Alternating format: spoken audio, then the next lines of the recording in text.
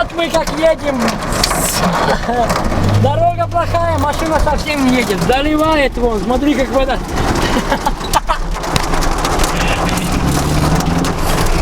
Ой-ой-ой.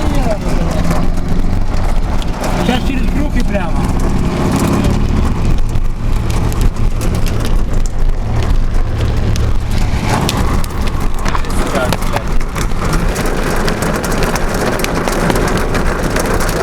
Прямо, да? Да.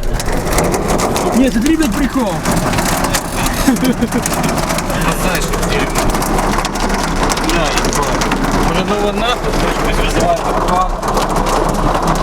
Давай встанем, блядь, и будем звонить Алене, блядь. Главное, что машина никуда не едет, да? Машина в натуре никуда не едет. Я думаю, доедем. А вот назад.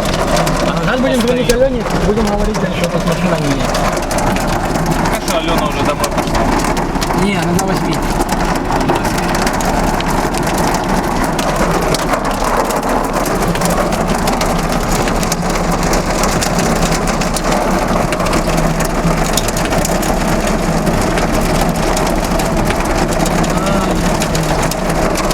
О, ну уже хоть не заливает.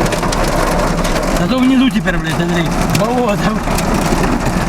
Даже эти все проводки, блядь, это все это. Ну да. Это ж китайцы, тут все открыто, блядь. Здесь даже аккумулятор торчит вон. Смотри, какое, Аккумулятор, смотри, какое, блядь, это. Море, блядь, смотри. мы еще черные туда, пацаны, заехали.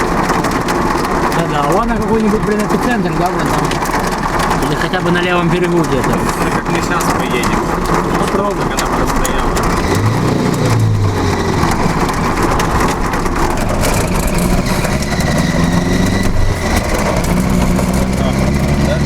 Чего? Налево, налево, налево, налево и направо потом. Направо. Там вправо будет поворот. Вот, сейчас направо.